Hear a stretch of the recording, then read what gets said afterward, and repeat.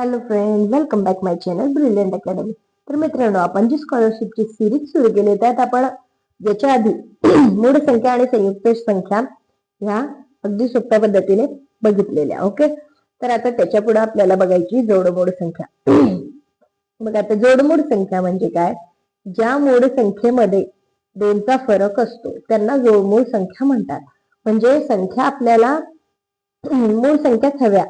Okay, पण अशा संख्या की ज्यांची वजाबाकी केली असता, फरकनी वजाबाकी केली असता आपल्याला दोनचा फरक आढळतो. म्हणजे दोन संख्यांचा फरक तिच्यामध्ये पडतो.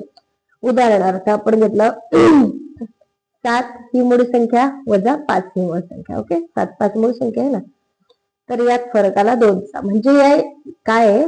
जोडमूळ संख्या आहे.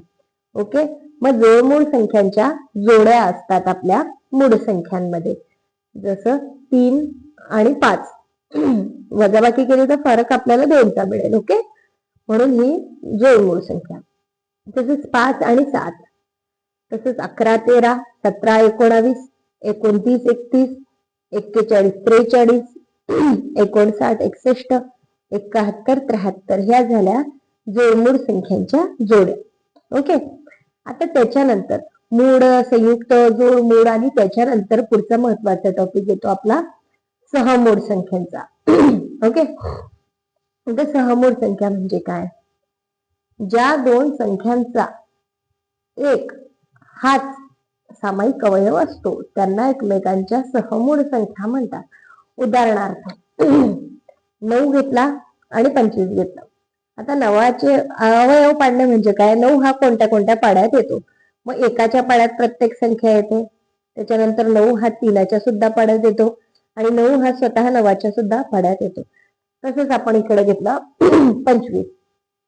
25 हा एकाच्या पाड्यात येतो, 5च्या येतो आणि स्वतः 25च्या येत असतो. ओके, तर आता या दोघांचा सामायिक कोणी आहे का? तर फक्त एकच.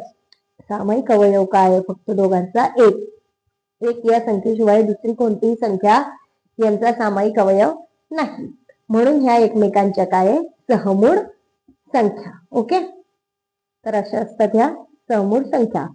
आता उदाहरणार्थ आपण बघूया. बरं, एक संख्या घेऊन बघूया त्या सहमूळ आहेत का एकमेकांच्या, आपण ते शोधूया. उदाहरणार्थ एक संख्या घेतली आपण 8. बरं, 8 कोणाकोणाच्या पाड्यात येते आपण आधी बघून घ्या. एकाच्या येते, 2च्या येते, 4च्या येते आणि स्वतः 8च्या येते. ओके, हे झाले 8च्या वेळे. पुढची संख्या आपण घेऊया 11. आता बघा, 11 ही एकाच्या पाड्यात येते आणि फक्त स्वतः 11च्या पाड्यात येते. आता यातले सामायिक काय झाला? फक्त 1 आणि 1. म्हणून या सुद्धा एकमेकांच्या काय? सहमूळ संख्या. ओके, तर अशा प्रकारे या सहमूळ संख्या ओळखायच्या असतात. तर याच्या नंतरच्या व्हिडिओमध्ये आपण त्रिकोणी आणि चौरस संख्या शिकणार आहोत. ठीक आहे, तर तुम्हाला आजचा व्हिडिओ कसा वाटला ते कमेंटमध्ये नक्की कळवा आणि तुम्हाला जर व्हिडिओ आवडला असेल तर लाईक, शेअर, सबस्क्राईब जरूर करा. धन्यवाद.